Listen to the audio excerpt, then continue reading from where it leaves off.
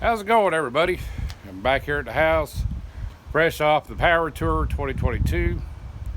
Had a great time. It was a hot event I have ever been to, and I drank more water in the past 6-7 days than I did in 10 years. But anyway, back from that, I fixed the oil pan leak on slag hammer. I took that back over to the shop this morning because I needed some room here at the house because I got things coming in. And I never stop, man. Got to keep rolling. But anyway, everybody knows about Ethan's Honda Civic that he's been working on. And I know a lot of y'all, I'm primarily Mopar channel, but I also, I got to pay the bills. So I work on a little bit of everything. And Ethan's got a whole bunch of parts for this thing that he's going to install shortly. But the reason for this video today, while I was on Power Tour, I got a message from Ralph. Some of you might know him from Uncle Tony's channel. Back a couple years ago, Tony and Ralph raced each other. Old Charger versus newer Charger. Ralph has a police edition, I think it was a 2014 Charger. And before I started my YouTube channel, it had a cam in it. So I had to do the cam and lifter kit in it, did the MDS delete, Diablo tune in it, and he loves it. Wade, the fuel prices are going on right now, and by the way, I will give you a tally here shortly what it costs me to run slag hammer on Power Tour 2,000 mile round trip. So anyway, he's in the same boat right now. The gas prices are killing him. So he goes out, or he messaged me and says, "Hey dude, do you work on Hondas?" I got a Honda Civic I just bought. It runs great, but it has 0 brakes. And he told me that the lines need to be replaced from the ABS down to the proportion valve. Well, he dropped the car off today. We just barely miss each other. And I'm going to get some brake lines for it. And he told Ethan that he tried looking them up and he couldn't find them. So another one of these deals of, oh, we can't find them, we can't fix it. Well, it's here. 1102. So it's an 03. It's got the 1.7 VTEC in it. She's a little rough on the outside. I think it's been sitting for a while, but it's only got like 80-something thousand miles on it. But he only paid $800 for this car. And the way fuel prices are right now, he can put money in this thing and still come out ahead. So I'm gonna look into the brakes. But it's a car. Sunroof. Yeah, it's got some paint fade on it. It's gonna need to be some cleaning up. And Ethan was just messing with some of his cleaning products. And coming out, he likes using the chemical guys, all clean, all-purpose cleaner degreaser. He seems to like the product. No endorsement, by the way. It's what he just likes to use. So anyway, overall, the motor sounds great in it. The shift is good. Just no brakes. I thought Ralph was going to be sending it via a tow truck. He actually drove the car here with no brakes. And when I was on the phone with him, he told me he was using the e-brake to stop. So I guess it was a good thing that the e-brake worked. So anyway, he made it here. I've got the hood popped up. I haven't jacked it up yet. But here's the ABS area. And I don't know if you're going to be able to see it or not. The lines going down to the proportionate valve area are gone. You can see all the moisture and everything down there. So tomorrow I get to dig into this. Yes, I know it's not a Mopar, but like I said, at the end of the day, it kind of keeps the bills paid for right now. And I like a challenge. I always like challenges. It's like with the candy van, with the fuel lines. I love a challenge.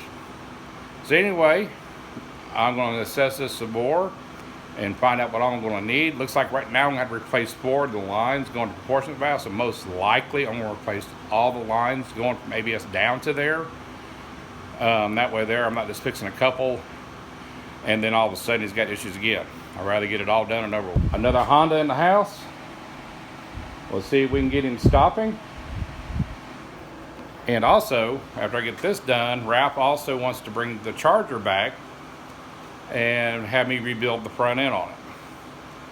So we'll see how it goes. I'll keep you all posted. But anyways, you can see here also, this came off with the brake hose on the passenger front.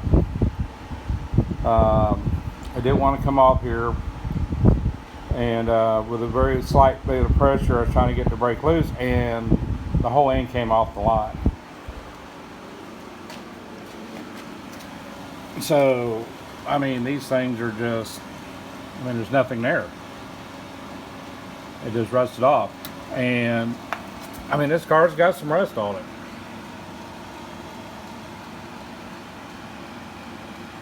So, anyway, when I talked to you yesterday about it, that there was going to be more lines that need to be replaced.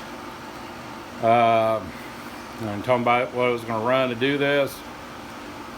And, he's kind of like, oh wow, you know, and I was like, well dude, I mean, I want to make sure you stop. I still got to get with him, maybe if he wants to go ahead and replace the other brake line on the driver's side, or the brake hose, and maybe possibility of replacing the calipers on this thing, because when he got this car, man, he was been driving it, but he's been driving it with the e-brake. So I don't know what shape these brakes are in the front, but I'll find out. So let's crawl up underneath and I'll show you a little bit about what's going on. So here we are underneath the car. I'm going to try to get my phone up in there. You can kind of see the lines, man. They're just a lot of corrosion, a lot of rust. And I believe this car was an up north, or when I talked to Ralph, he told me that the car came from Virginia, so I'm wanting to stay on the East Coast. But yeah, I mean, these lines are just,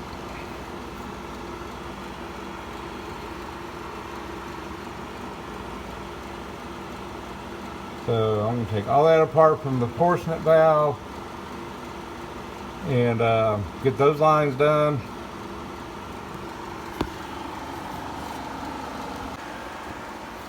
And right here, I've already replaced the first line. This is the one that goes back to the master cylinder. So that's already in, got it all bent in place. And the fun thing is, it's a 3/16 line, and went to go get the lines and stuff, and I had to go to two different places. One place, all they had with the lengths that I needed was the 3/16 line, but with the standard thread on it. And so what I'm planning to do is I'm cutting the ends off on the old lines and reusing the ones that came off the car, and doing it that way. And yes, I know I can hear it in the comments again, that, well, you know, you could have just got a big old roll of it and did it. Yeah, and I could have, except here's the problem. Both places I went to didn't have it in the roll. So anyway, I'm doing like I did on the Cycamper. Buying the pre-length, what I'm going to need. I'm going to bend it to fit, cut, reflare. I went ahead and picked me up another tube bender, and because the other one I had, I couldn't find my other wheel, and I couldn't find my double flare kit, so I picked another one of these up. It was fairly inexpensive, you know, and didn't pay a whole lot, so that was a good thing. But yep, this is what my day consists of today. Taking out the old lines, bending new ones, getting them back in. Alright, just got back from my auto parts store. My hose came in, and I also had to pick up some new ends for the lines. I was going to try to reuse the ones on these lines, but I got 3 of them that are really not going to make the trip. Bad thing about it was, 2 stores here in town, 1 store had a pack, and that was their last pack. All right, I just got finished bending my second line, which is this one right here that goes all the way over to the passenger side. So I decided to run it on top, on the back of the firewall. I still got to mount everything down, so nothing's going down the snout over here. It was just long enough to pop back out right here where it needs to go. Now the reason I did this, trying to rebend this to go underneath and get it back in the car where it was at from the factory is almost nearly impossible. I actually had to cut that one line in 2 different sections to get it out. And so without having to take a lot of more stuff apart, out of the way, you know, like part of the racket pinion area and stuff like that, and those brackets, especially on the passenger side, are not looking too healthy, so I do not want to disturb it. So it just made sense to run it up top. It's not going to hurt anything, and kind of keep it out of the salt. So got that one in. That was exactly a 6-foot long piece that I got and ordered, or not ordered but picked up, and it worked down to the T. I didn't have to cut anything, and so I got lucky. So I'm over here now getting ready to put the brake hose on, and as you can see, man, there's a lot of rust.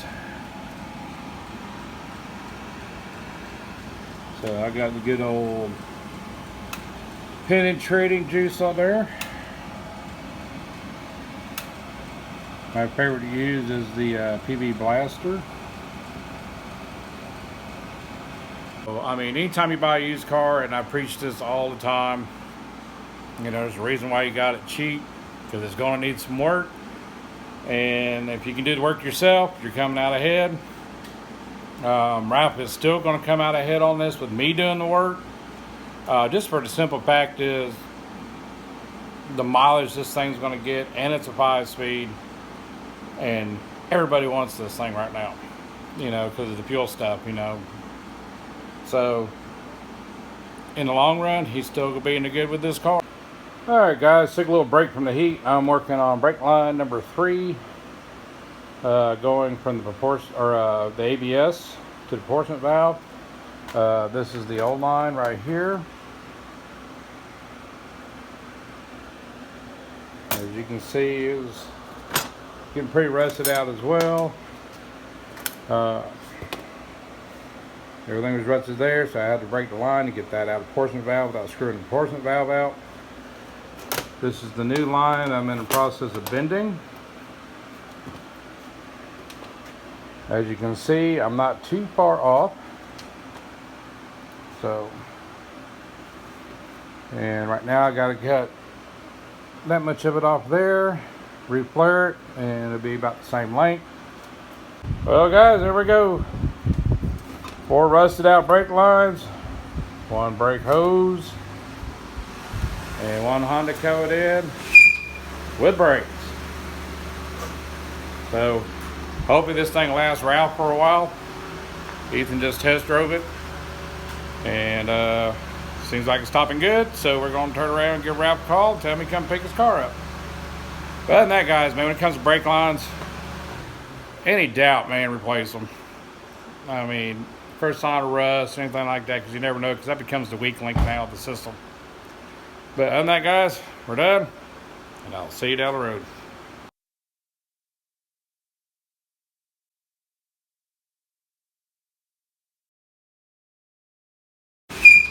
With